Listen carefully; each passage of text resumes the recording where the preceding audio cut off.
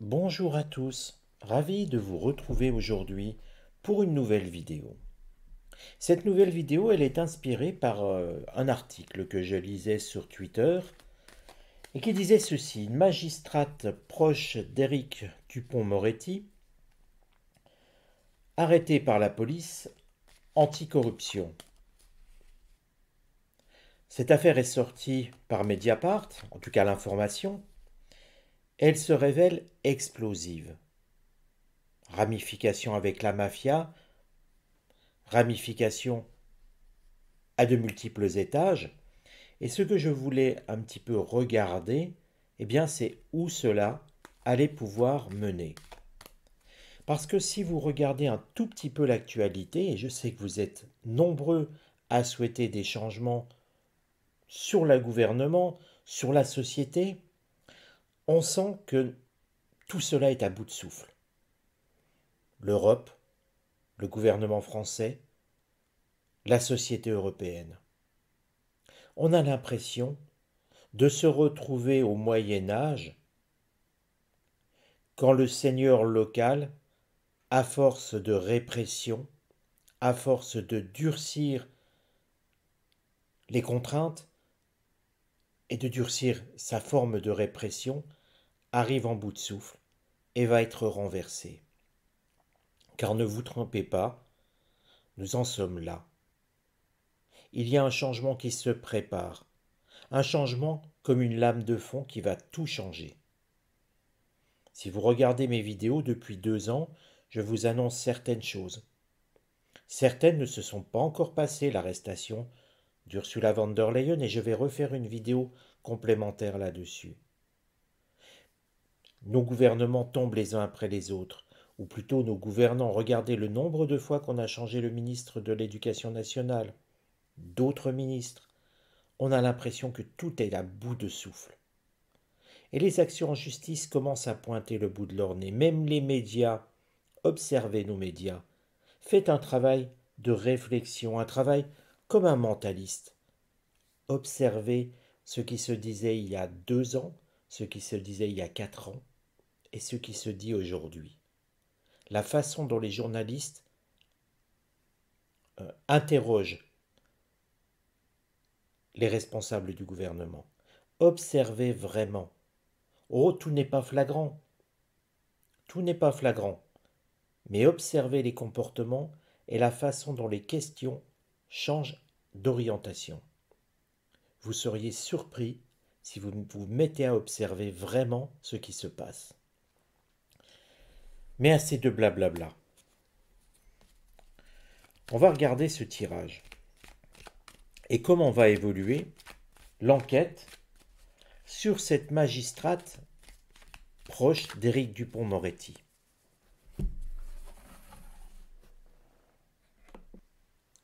Alors, cette magistrate, c'est Hélène Gerhardt. Comme ça, vous avez son nom.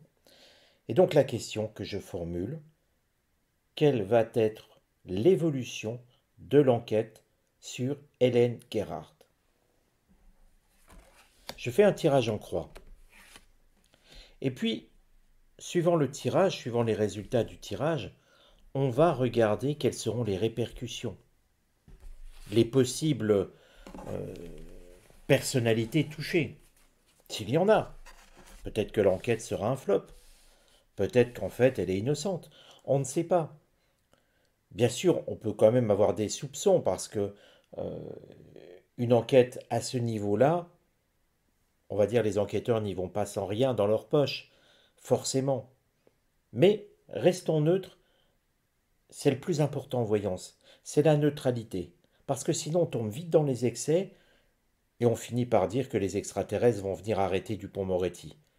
Ça ne se passera jamais. Donc vous voyez pourquoi la voyance doit être plausible, doit être mesurée, neutre. Parce que si vous posez une question, est-ce que les extraterrestres vont venir arrêter Dupond-Moretti, vous allez avoir une réponse oui. Parce que vous le souhaitez, parce que la question est totalement orientée, et parce que le voyant, le praticien, va orienter ses propos pour que ça fonctionne. Ça, ce n'est plus de la voyance. C'est du mensonge, de la connivence, de la complaisance parce que beaucoup détestent le gouvernement actuel, mais la voyance, ce n'est pas ça. La voyance, c'est essayer de se caler sur la vérité et se caler sur ce qu'il va arriver. Et là, vous voyez, eh bien, on commence directement sur une carte mercurienne. Mercure qui nous indique ici que nous sommes sur quelque chose en lien avec les réseaux sociaux déjà. La preuve, c'est que cette information, je l'ai révélée, enfin, je l'ai connue sur Twitter. Mais ça nous montre aussi comment l'enquête va être menée. Volpert nous signifie, puisque cette carte c'est son nom, Volpert, elle a tendance à nous signifier qu'en fait, on va essayer de minimiser cette affaire, voire de l'étouffer. Surtout, l'idée, c'est de ne pas faire de vagues, de ne pas l'ébruiter. Bien sûr, parce que les conséquences, imaginez-vous, si on commence à dire partout, au journal de 20 heures, la grand-messe du soir à 20 heures, si tout le monde commence à dire Éric Dupond-Moretti a une proche qui va être arrêtée, qui va être en prison, vous imaginez bien que ça va être gonflé. Après, ça sera lui-même Dupond-Moretti qui va être en prison. Bref, vous voyez, c'est l'escalade. En fait, le gouvernement, la magistrature, a tout intérêt à ce que cette affaire ne s'ébruite pas, ou reste comme une info, on va dire, du domaine des petites informations, vous voyez, comme les chiens écrasés, les rubriques qu'on met dans le journal en tout petits caractères. C'est la volonté du point de départ de cette enquête. Et puis, on peut tout simplement aussi comprendre que les enquêteurs n'ont pas envie d'avoir la pression de tous les côtés. Des journalistes, des médias, de l'opinion publique, ils essaient de travailler dans un climat serein. C'est le point de départ. Voyons ce qui va aller contre cette enquête. Alors on va essayer d'y mettre fin. Là, on sent les enquêtes politiques. Très clairement, nous sommes avec la carte fatalité, une carte saturnienne. Saturne, c'est le temps, ce qui montre bien que pas tout de suite. Saturne, ce n'est pas Jupiter, hein. Jupiter, c'est continuel. Nous aurions une carte jupitérienne. Je vous aurais dit, on va essayer de mettre fin à l'enquête continuellement au long de cette enquête. Mais la nuance avec Saturne, c'est qu'à un moment, on va chercher à y mettre fin. D'ailleurs, on va y mettre fin. On va presque couper cette enquête. Ça ne veut pas dire que si on y met fin, elle ne va pas reprendre. Ça veut juste dire à un moment, il y aura une telle pression que vraisemblablement le ministre de la Justice lui-même va ordonner d'arrêter cette enquête. D'ailleurs, si on regarde un tout petit peu cette carte, c'est amusant. On y voit un personnage bombant le torse, barbu, le crâne dégarni. C'est amusant, je vous dis toujours que l'oracle de Béline est farceur. Mais regardez, on pourrait imaginer Dupond-Moretti, très bien. Alors oui, il a quand même plus de vêtements, j'en conviens. Mais dans toutes les cartes de l'oracle de Béline, c'est la seule qui pouvait convenir physiquement. Servez-vous de votre oracle si vous tirez les cartes, bien sûr, mais servez-vous de votre oracle et observez-le. Et je vous promets que vous allez être surpris par l'oracle de Béline qui vous donne toujours des informations pertinentes. Et quelque part, je dirais que cet oracle fait preuve d'humour parfois.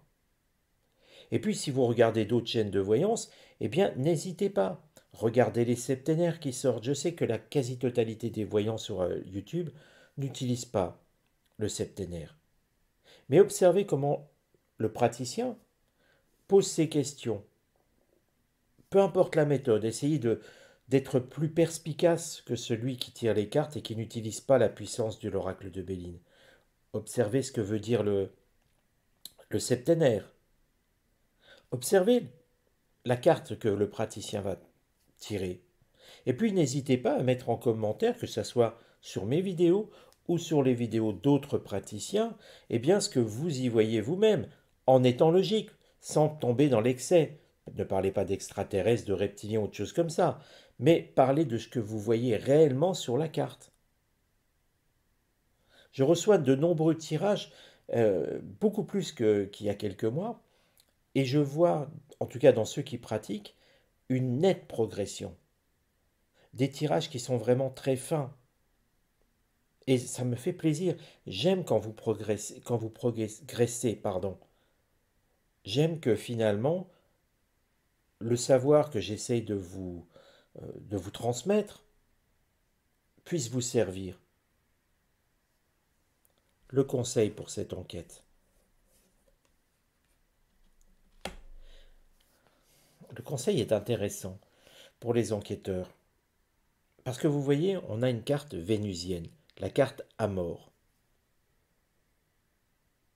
On est en train d'orienter les enquêteurs, non pas uniquement vers une corruption, vers de l'argent, mais aussi il y a un point faible vis-à-vis des soupçons, vis-à-vis de cette Hélène Gerhardt, visiblement, il faut regarder son côté cœur, ses relations sentimentales pour être clair. Il y a quelque chose à piocher de ce côté-là. Ce n'est pas forcément vis-à-vis d'Éric Dupond-Moretti, hein, je ne vais pas regarder de ce côté-là, on sait qu'il est en couple avec Isabelle Boulet, grand bien lui fasse, mais euh, je pense que du côté d'Hélène Gerhardt, il y a des relations de cœur, des relations sentimentales qui pourraient donner d'autres informations.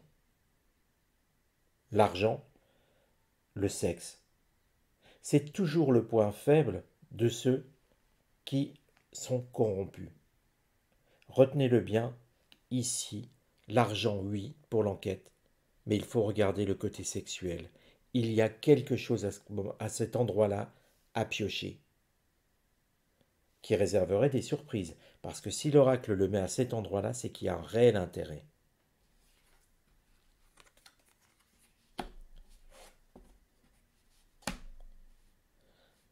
Alors ici, le résultat. Eh bien, nous avons une carte saturnienne. Ce qui montre que cette enquête, oui, la chancellerie va y mettre fin, mais ça ne marchera pas. Parce qu'ils vont revenir en arrière ici. Vous voyez, héritage, c'est l'idée de retour en arrière. Ce qui veut dire que, oui, les services de d'Éric Dupond-Moretti, voire lui-même, puisque c'est la carte qui nous le suggère, va stopper cette enquête. Mais les enquêteurs ne vont pas en rester là. Ils vont revenir en arrière à la charge, et là ils ne lâcheront rien. La carte jupitérienne nous montre que, encore une fois, c'est l'exemple que je donne souvent, semaine après semaine, mois après mois, année après année, ils vont tenir sur le temps, découvrir des papiers, découvrir sur aussi des assassinats ou un assassinat. La corruption n'est pas uniquement financière, il y a eu un assassinat dans cette affaire. Et ils vont tenir bon sur le temps. Parce que ici, cette carte infortune nous montre que malgré les épreuves, malgré les tentatives de faire cesser cette enquête, les entraves, ils tiendront bon. Comme cette vieille femme qui marche pieds nus sur la route avec une canne, elle souffre, mais elle tient bon, elle ne veut pas s'arrêter. Eh bien, c'est exactement le sens de la carte pour les enquêteurs. Mais vous voyez que une enquête financière, nous sommes sur une affaire sexuelle, souvent ça va de pair, hein, et un assassinat ou des assassinats. Est-ce si surprenant finalement? Alors je vais demander un complément. Je ne vais pas prendre cet oracle. Je vais prendre l'oracle G pour le complément. Et vous pouvez très bien faire de la même façon. Quand vous tirez les cartes pour vous, pour des amis, peu importe, ou pour même si vous le faites en tant que consultant, que pour des consultations, rien ne vous empêche de vous appuyer sur un ou deux supports. La question va être très simple. Qui a été tué? D'où sort cet assassinat?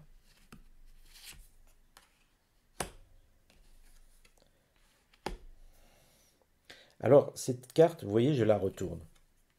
En fait, c'est la même carte. Dans l'oracle G, elle représente la sexualité. C'est curieux, je vous parlais de sexualité ici. En fait, cette carte colle très bien ici. Et elle vient nous dire qu'il y a un lien